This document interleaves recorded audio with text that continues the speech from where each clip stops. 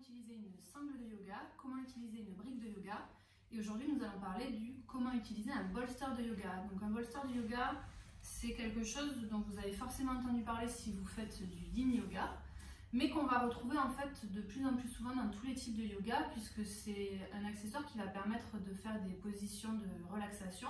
Et souvent, quand vous faites même un yoga dynamique, type vinyasa, hatha, ashtanga, on va finir la séance par quelques postures de relaxation, de restorative yoga, donc de yin yoga. C'est un accessoire dont vous pouvez aussi avoir besoin si vous avez simplement mal au dos, que vous ne faites pas particulièrement de yoga mais vous avez envie de vous étirer, vous avez des problèmes de dos, c'est un outil formidable. Donc ça ressemble à ça. Chez Yogom, on en a deux différents. Il y a le bolster de yoga en laine de mérinos qui est fabriqué en Europe, qui est certifié Ecotex et qui est garni de cos de sarrasin. Il y a deux housses en fait, comme ça vous pouvez laver la housse extérieure et la seconde est garnie de sarrasin et vous pouvez moduler le volume. Vous pouvez en enlever un petit peu si vous voulez. Il y a une petite anse pour que vous puissiez le transporter. Et après, parce que c'est quand même quelque chose qui coûte pratiquement aussi cher qu'un tapis de yoga, donc c'est un investissement qui n'est c'est pas rien. On a essayé de développer une nouvelle solution pour vous permettre en fait de vous équiper de ce bolster mais à moindre coût. Et donc on vend en fait juste la housse du bolster vide pour que vous puissiez faire le bolster vous-même. Donc là vous voyez, celui-ci je l'ai fait moi-même. Je l'ai rempli avec des vieux vêtements, des serviettes, des torchons, des choses dont je ne me servais plus. Alors je m'y suis pris à plusieurs reprises parce que la première fois il n'était pas assez garni. Mais là il a la même densité, le même volume que le bolster en laine. Donc ça fait vraiment bien le job. C'est 3 fois moins cher puisqu'il n'y a que la housse.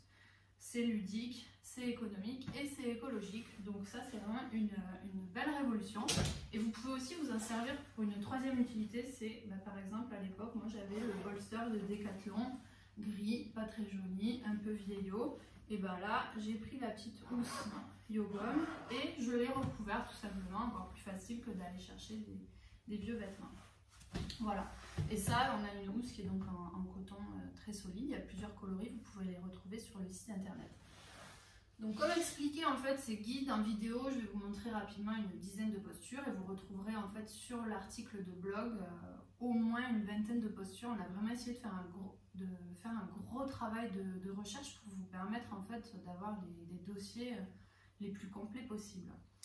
Donc la première posture, c'est la posture du papillon, qui est une posture, souvent d'ailleurs on commence les séances de yin yoga avec cette posture parce qu'elle permet de commencer à se détendre et elle est très relaxante. Donc je joins mes plantes de pied. Et là l'idée ça va être de rapprocher le dos du sol.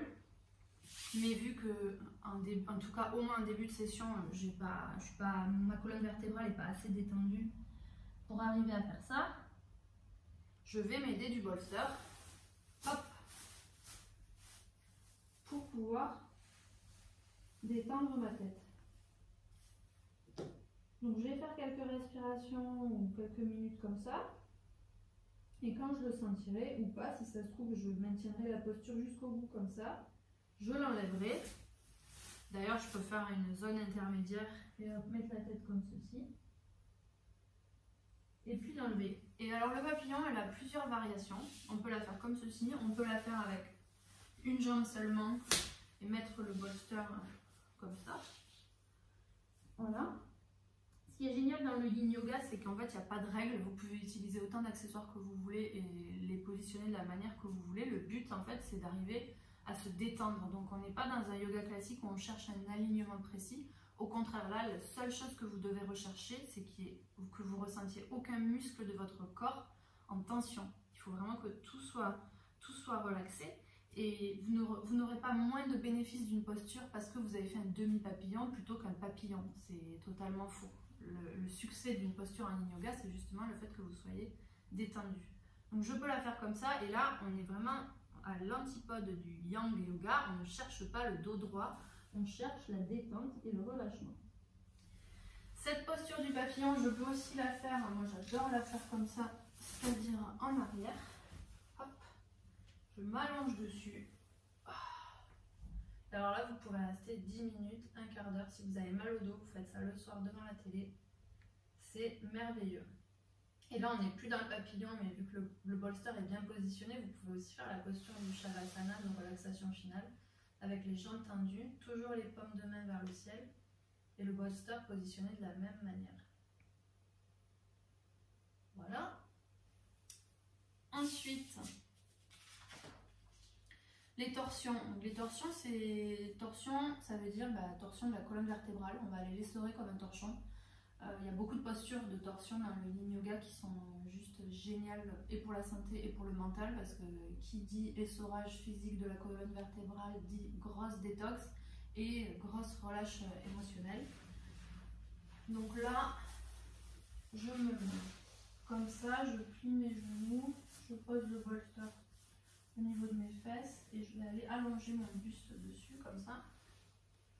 D'abord avec la tête d'un côté, je vais rester plusieurs minutes. Je peux changer la tête de côté. Et puis au bout de quelques minutes, hop, j'irai faire pareil de l'autre côté. Pour aller tordre ma colonne vertébrale dans l'autre sens. Voilà.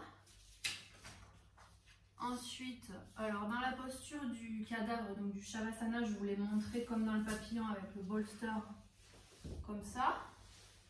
Et là, je peux faire deux choses. Soit je peux même, si j'ai le luxe d'avoir deux bolsters, je me fais un Shavasana très luxueux.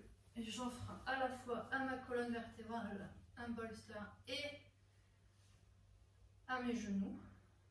Ce qui permet en fait d'être allongé de manière très très détendue. Souvent, si vous n'avez pas ces accessoires, vous vous allongez, si vous êtes un peu cambré, vous pouvez avoir mal au bas du dos. Voilà. Et vous pouvez faire donc également uniquement avec le bolster si vous en avez qu'un, alterner parfois le long de la colonne vertébrale et parfois sous les genoux. Vous pouvez même le faire pour surélever un petit peu les jambes comme ceci. Et encore comme ceci. Pour aller étirer cette fois-ci davantage le sacrum.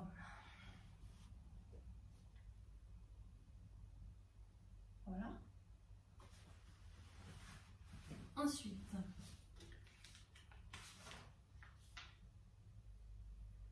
le pont.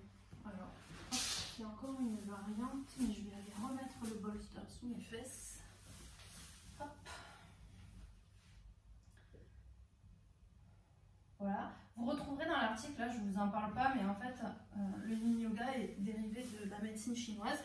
Donc en fait, chaque position va venir jouer sur un méridien, donc sur un organe du corps. Et ça, si ça vous intéresse, dans l'article du blog, vous retrouverez en fait chaque position sur quel organe, sur quel méridien elle va venir jouer, ce qui permet en fait de travailler, de faire des séances spéciales.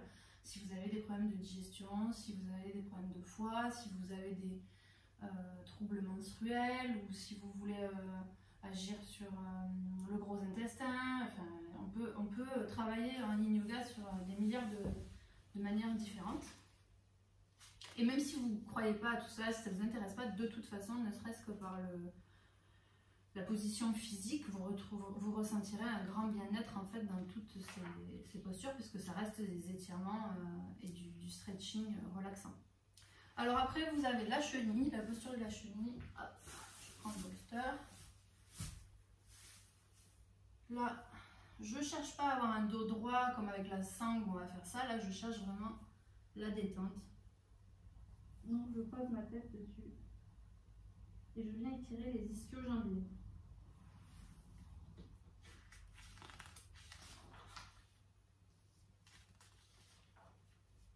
Ensuite, bon, celle-là, vous la connaissez sûrement. Vous pouvez la faire avec ou sans le bolster.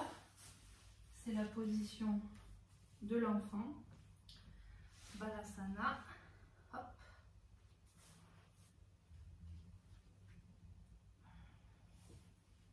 Et là, je mets ma tête d'un côté et puis de l'autre. Et là, vous pouvez rester pendant des heures. C'est extrêmement bon pour la colonne vertébrale. Ensuite, alors ça c'est pas Ça ressemble à la pince, mais c'est pas la pince, c'est l'étirement de l'ouest.